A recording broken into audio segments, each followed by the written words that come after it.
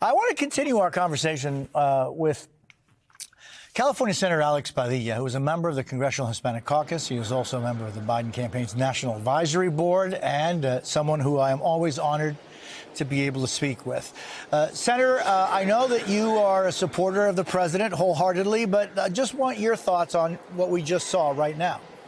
Yeah, well, good to be back with you, Jose. And that was great. That is Joe being Joe. For anybody wondering if he's committed to the campaign, there you have it. You see him out there working hard.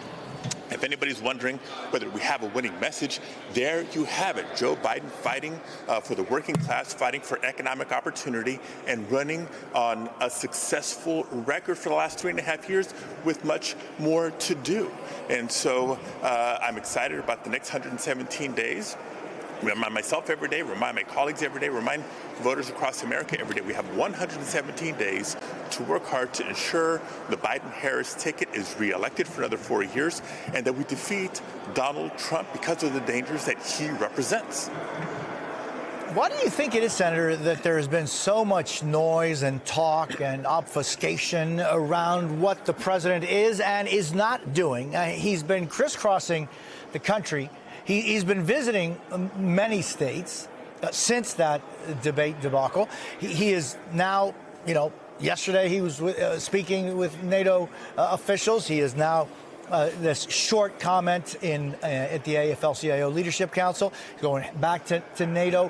Why do you think there is so much cloud around this?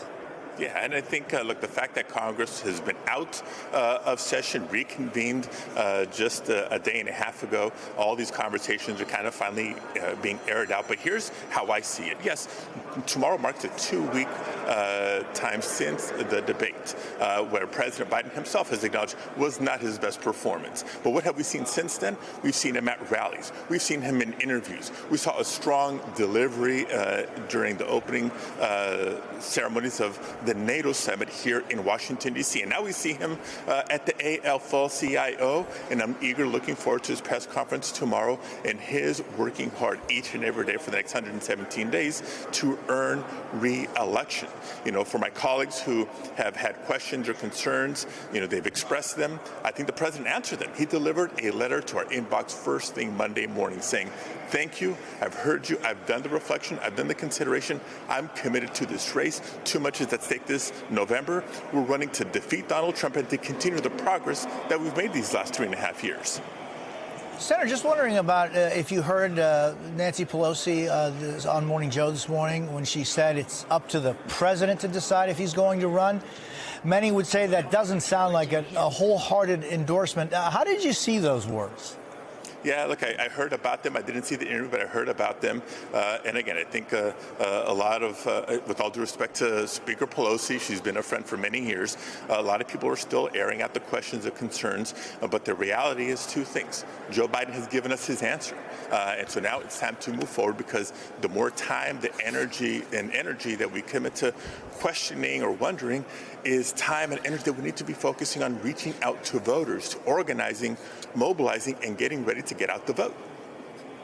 How do you explain to folks, to Democrats, to some at the House and in the Senate that are worried about their own personal future and seeing that it may be tied to President Biden more so than maybe in the past? And so what's your message to them? Because it does seem like, Senator, regardless of the political spectrum that you're on, that when you have one political party and some of its leadership, or at least those that make up leadership, questions over and over again the leader of their political party, it really is damaging more to the entire political party than it is to maybe that leader. Yeah, look, I get the concern, and I'll remind us of the old adage, all politics is local. Jose, in my spare time, I serve as the vice chair of the Democratic Senate Campaign Committee and can distinguish. Look, there's a presidential race, a presidential campaign, a presidential election strategy, and each of my colleagues that are up for re-election, especially those in tough re-elections, have their own unique strategy for how to win in Ohio and Montana and Wisconsin and Nevada and Arizona, et cetera, with their unique coalition of voters. They are not mutually exclusive. perspective, the commonality is our values and priorities as Democrats. Do we want to continue the momentum of these last 3.5 years, continue to fight for reproductive rights, continue to tackle climate change, bring down the cost for working families, including capping the cost of insulin at $35? Or do we want to go back to the policies of Donald Trump, the chaos, the disaster of his administration, and worse, because between the Supreme Court's immunity ruling, giving him carte blanche, his threats to serve as a dictator, put political opponents in jail, and begin mass deportations across the country, the choice and the contrast couldn't be clearer this November, and that's where our focus should be. Defeat Donald Trump, re-elect Joe Biden.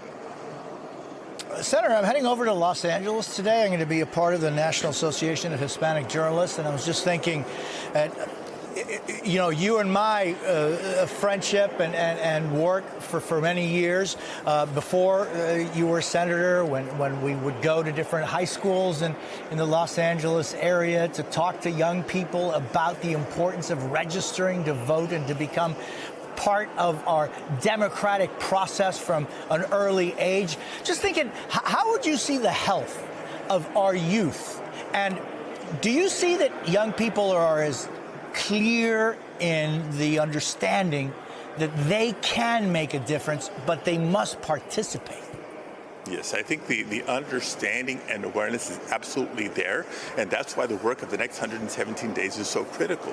The outreach, the organizing, the putting to work to help spread the word, spread the message of why their vote this November is so important. Look, I remember like if it was just yesterday when we approached the November 2020 election, calling it the most consequential election of our lifetime.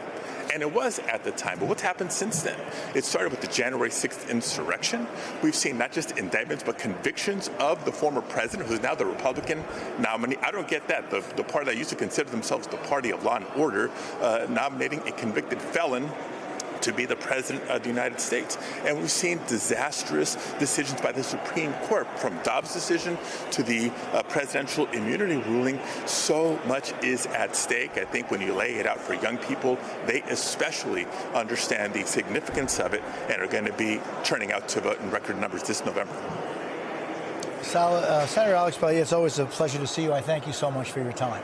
Hey there, MSNBC fans. I'm Luke Russert, and be sure to join me, Rachel Maddow, Jen Psaki, Lawrence O'Donnell, Steve Kornacki, Joy Reid, and many more September 7th in Brooklyn, MSNBC Live Democracy 2024. Click on the link for ticket information. We will see you there.